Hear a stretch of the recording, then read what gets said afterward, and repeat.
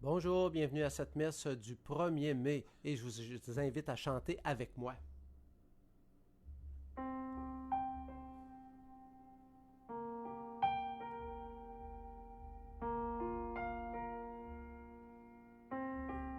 Admirable grandeur, étonnante bonté du Maître de l'univers qui s'humilie pour nous au point de se cacher dans une petite hostie de pain. Regardez l'humilité de Dieu. Regardez l'humilité de Dieu. Regardez l'humilité de Dieu et faites-lui l'hommage de vos cœurs.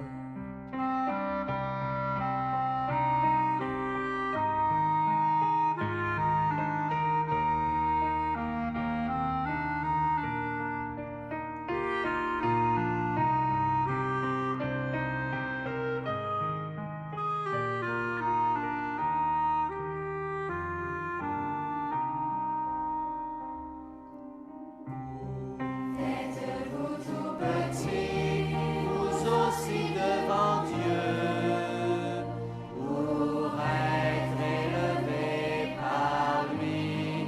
Ne gardez rien pour vous, offrez-vous tout entier à ce Dieu qui se donne à vous.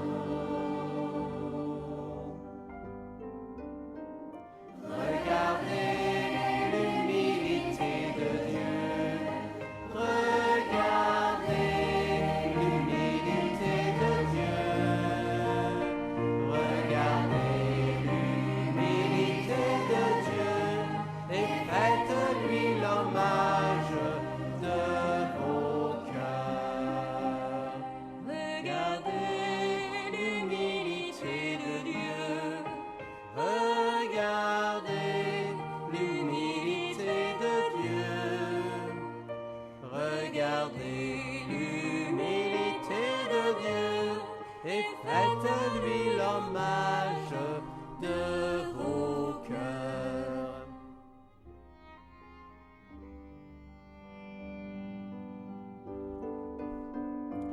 Regardez l'humilité de Dieu. Regardez l'humilité de Dieu.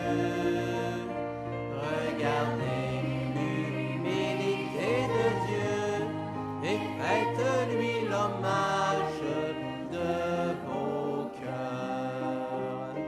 Regardez l'humilité de Dieu.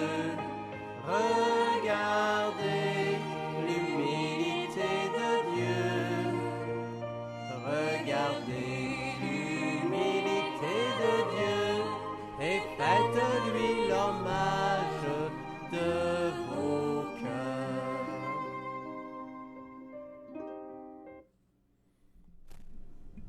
Bonjour et bienvenue à cette célébration. Nous sommes réunis au nom du Père, du Fils et du Saint-Esprit. Amen. Le Seigneur soit avec vous. Le 1er mai, c'est la fête de Saint-Joseph travailleur, parce qu'on sait que Saint-Joseph, on le fête le 19 mars, mais aujourd'hui, c'est pour les travailleurs.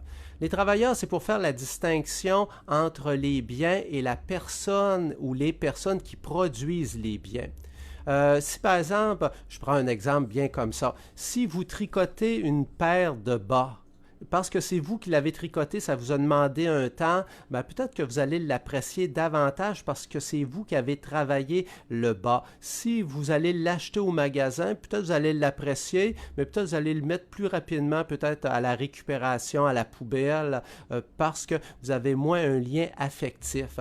Alors, le travail, c'est pour montrer qu'il ne faut pas juste penser à la production.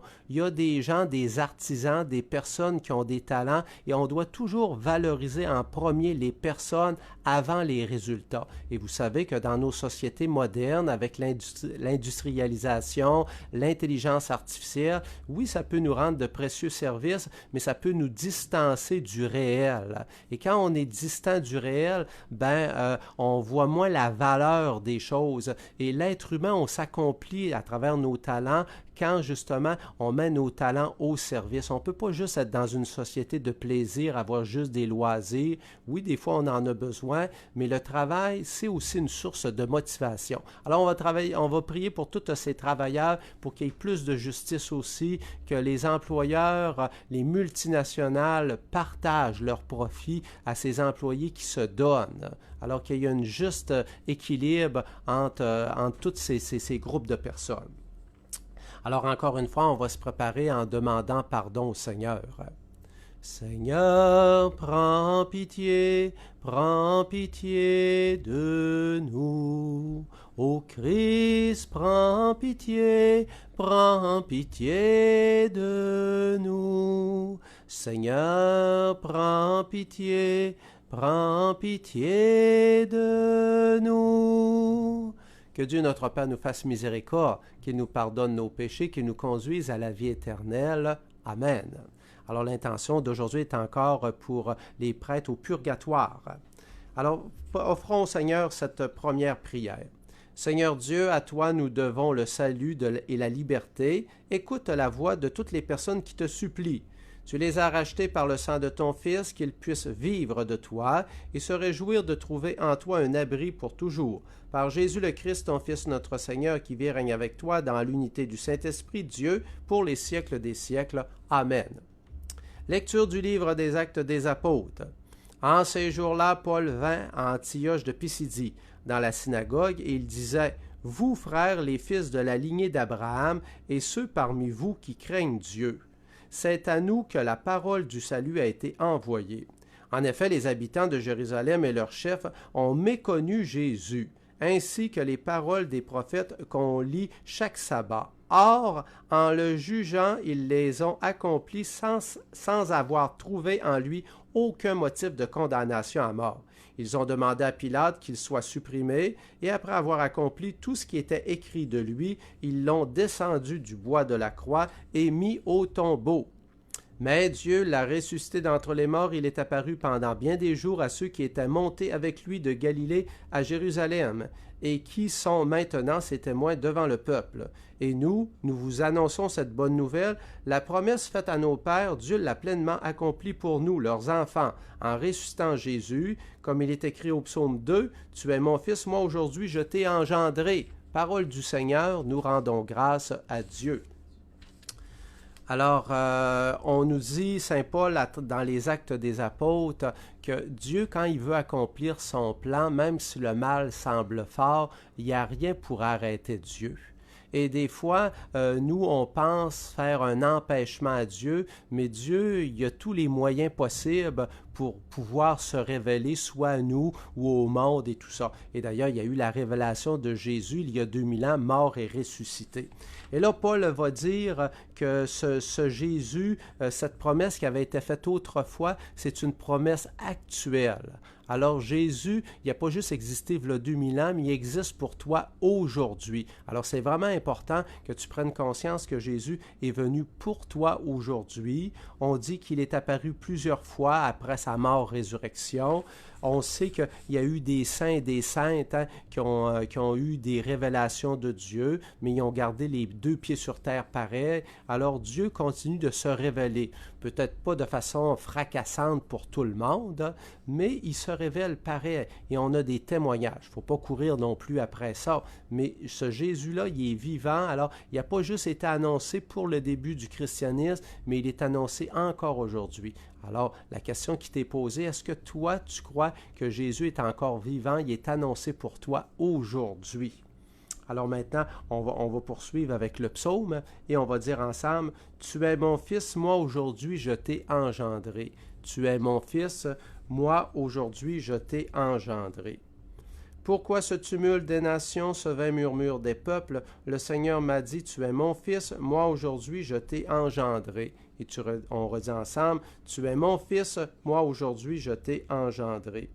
Demande et je te donne en héritage les nations. Pour domaine la terre tout entière, tu les détruiras à ton sceptre de fer, tu les briseras comme un vase de potier. Et on redit ensemble, tu es mon fils, moi aujourd'hui je t'ai engendré. Maintenant, roi, comprenez, reprenez-vous, juges de la terre, servez le Seigneur avec crainte, rendez-lui votre hommage en tremblant. Et on redit ensemble, tu es mon fils, moi aujourd'hui je t'ai engendré. Alors évidemment, dans le psaume, on nous parle de Jésus, un Jésus qui a été engendré par le Père, mais cette parole-là, elle nous est dite aussi, est-ce qu'on se laisse engendrer aujourd'hui? Alors, le mot aujourd'hui est bien important, hein? C'est pas hier, c'est pas demain, c'est aujourd'hui. Alors, Dieu veut faire quelque chose pour toi aujourd'hui, présentement quand tu écoutes cette messe. Alors, c'est important que tu ouvres ton cœur vraiment très grand. On va dire au dernier paragraphe, reprenez-vous, juge la terre, servez le Seigneur avec crainte. Alors, Dieu veut lancer cet appel à tout le monde d'avoir une révérence envers Dieu, parce que les grands de ce monde, parce qu'ils ont de l'argent, ils ont du pouvoir, certains peuvent se dire, moi, j'ai pas besoin de Dieu, même ça peut être moi qui est Dieu. Alors, ça vient comme un peu contredire la grandeur de Dieu, mais il n'en demeure pas moins que même si eux se prennent pour Dieu, ben, un Dieu, il n'y en a rien qu'un, et c'est le Dieu de Jésus-Christ. Alors, demandons vraiment au Seigneur de nous renouveler, parce qu'être engendré, c'est aussi d'être renouvelé dans notre foi, d'être des disciples de Jésus-Christ qui sommes capables de le suivre jusqu'au bout. Alors, si Jésus a donné sa vie, nous aussi, on est invités aussi à donner notre vie. On poursuit maintenant avec l'acclamation. Alléluia, Alléluia, parole du Seigneur. Alléluia, Alléluia, parole dans nos cœurs. Moi, je suis le chemin, la vérité et la vie, dit le Seigneur. Personne ne va vers le Père sans passer par moi. Alléluia, Alléluia, parole du Seigneur. Alléluia, Alléluia, parole dans nos cœurs.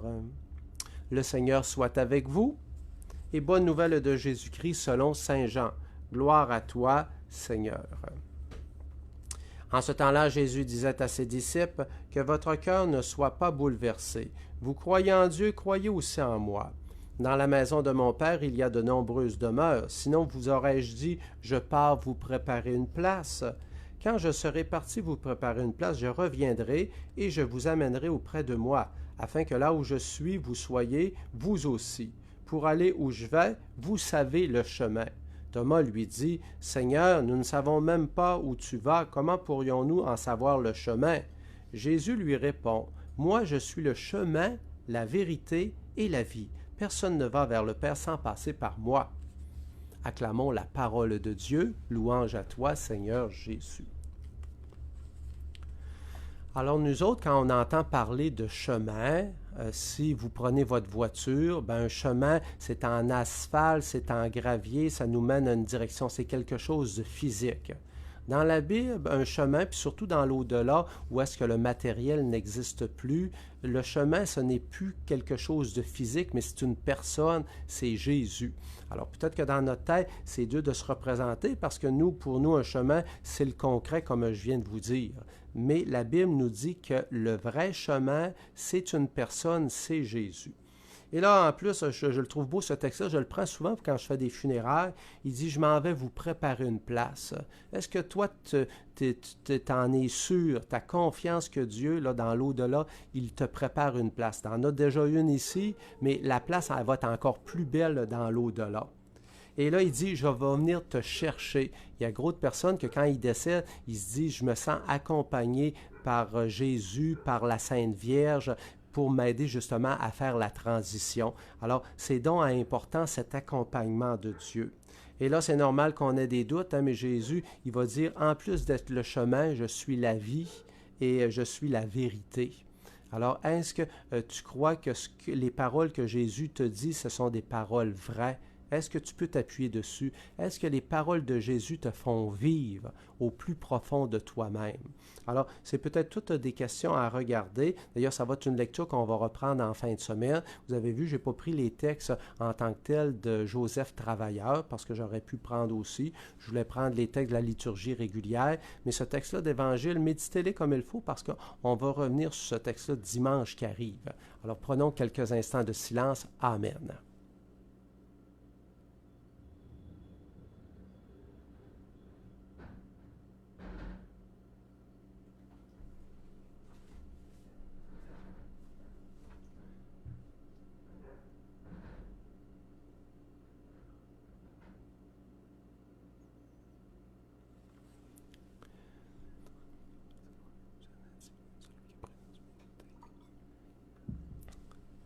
Tu es béni, Dieu de l'univers, nous avons reçu de ta bonté le pain que nous te présentons, fruit de la terre et du travail humain, il deviendra pour nous le pain de vie. Béni soit Dieu maintenant et toujours. Tu es béni, Dieu de l'univers, nous avons reçu de ta bonté le vin que nous te présentons, fruit de la vigne du travail humain, il deviendra pour nous le vin du royaume éternel. Béni soit Dieu maintenant et toujours. Et prions ensemble afin d'offrir le sacrifice de toute l'Église pour la gloire de Dieu et le salut du monde. Reçois avec bonté les offrandes de ta famille, nous t'en prions, Seigneur, garde-la sous ta protection, qu'elle ne perde aucun des bienfaits déjà reçus et parvienne aux dons éternels par Jésus le Christ notre Seigneur. Amen. Et utilisons encore la 4e préface de Pâques à la page 14. Le Seigneur soit avec vous. Élevons notre cœur. Rendons grâce au Seigneur notre Dieu. Vraiment, il est juste et bon pour ta gloire et notre salut de te louer, Seigneur, en tout temps, mais plus encore de te glorifier en ces jours où le Christ, notre Pâque, a été immolé. Le monde ancien est détruit, la création déchue est renouvelée, et dans le Christ nous est rendue la vie en plénitude. C'est pourquoi la joie pascale rayonne par tout l'univers. La terre entière exulte, les puissances d'en haut, les anges dans le ciel chantent sans fin. Saint est le Seigneur, Dieu de l'univers, béni soit celui qui vient nous sauver. Hosanna, Hosanna. Oui, toi qui es vraiment saint, toi qui es la source de toute sainteté, Seigneur, nous te prions, sanctifie ces offrandes, en répandant sur elles ton esprit, qu'elles deviennent en ce jour le corps, le sang de Jésus, le Christ, notre Seigneur. Au moment d'être livré, d'entrer librement dans sa passion, il prit le pain, le rendit grâce, le rompit, le donna aux disciples en disant « Prenez, mangez-en tous, ceci est mon corps livré pour vous. »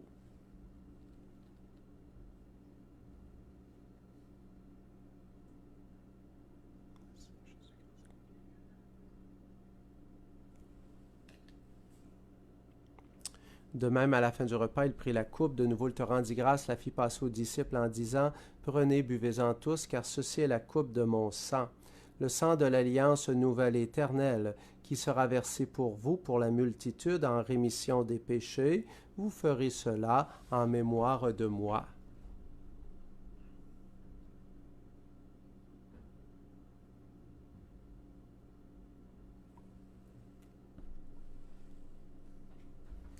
Tu as connu la mort, tu es ressuscité, et tu reviens encore pour nous sauver. En faisant ainsi mémoire de la mort, de la résurrection de ton Fils, nous t'offrons, Seigneur, le pain de vie, la coupe du salut, et nous te rendons grâce car tu nous as estimés dignes de nous tenir devant toi pour te servir. Humblement, nous te demandons qu'en ayant part au corps et au sang du Christ, nous soyons rassemblés par l'Esprit Saint en un seul corps. Souviens-toi, Seigneur, de ton Église répandue à travers le monde. Fais-la grandir dans ta charité avec notre pape Léon, notre évêque René, l'ensemble des évêques, des prêtres, des diacres et de tout le peuple que tu as racheté. Souviens-toi aussi de tous nos frères et sœurs qui se sont endormis dans l'espérance de la résurrection. Et souviens-toi dans ta miséricorde de tous les défunts, accueille-les dans la lumière de ton visage. Et Seigneur, on te présente encore tous les prêtres au purgatoire. Sur nous tous sans fin, nous implorons ta bonté, permets qu'avec la Vierge Marie, la bienheureuse Mère de Dieu, avec Saint Joseph son époux, avec tous les apôtres, les saints, les saintes, Saint Joseph, travailleur, patron des travailleurs, qui ont fait ta joie au long des âges, nous ayons part à la vie éternelle et que nous chantions ta louange par Jésus-Christ, ton Fils bien-aimé. Par lui, avec lui et en lui, à toi, Dieu le Père Tout-Puissant, dans l'unité du Saint-Esprit, tout honneur et toute gloire pour les siècles des siècles. Amen.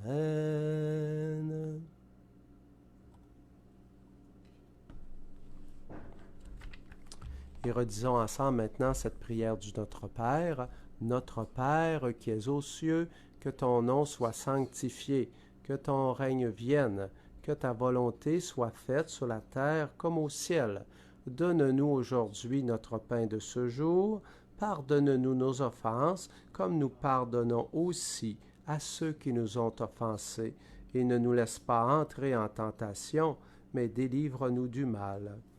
Délivre-nous de tout mal, Seigneur, donne la paix à notre temps.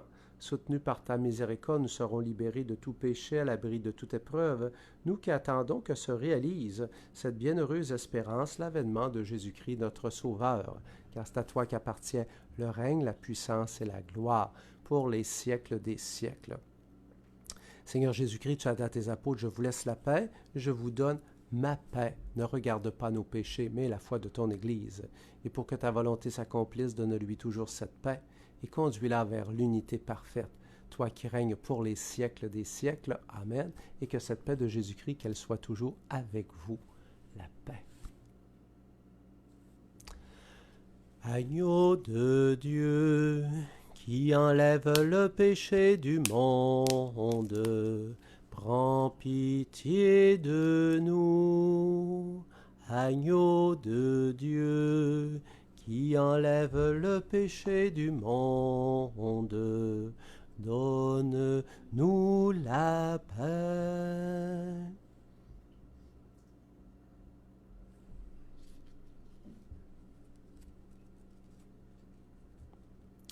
Voici l'agneau de Dieu, voici celui qui enlève les péchés du monde. Heureux les invités au repas des noces de l'agneau. Seigneur, je ne suis pas digne de te recevoir. Dis seulement une parole et je serai guéri. Que le corps, le sang du Christ nous garde pour la vie éternelle. Amen. Alors préparez vos mains pour cette communion spirituelle. Le corps du Christ.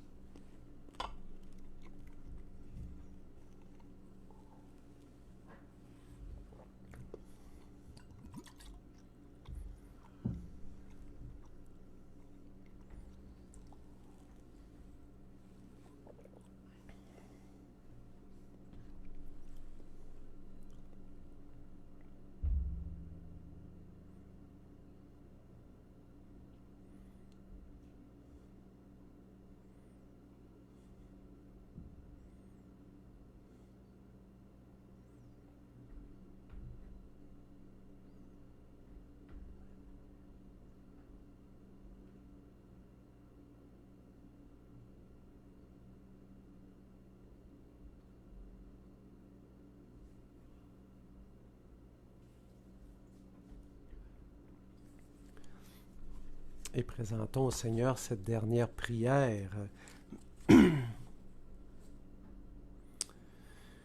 Nous t'en prions, Seigneur, ne cesse pas de protéger avec tendresse ceux que tu as sauvés.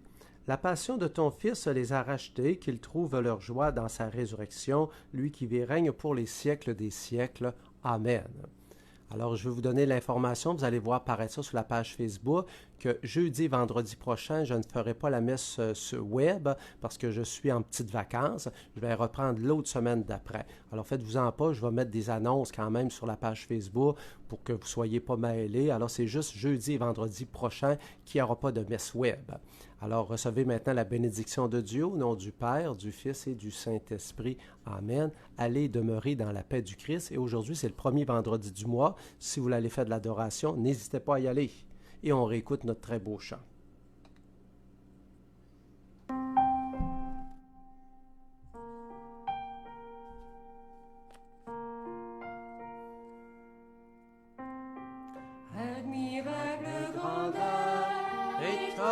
sainte bonté du Maître de l'univers qui s'humilie pour nous au point de se cacher dans une petite hostie de pain. Regardez l'humilité de Dieu. Regardez l'humilité de Dieu. Regardez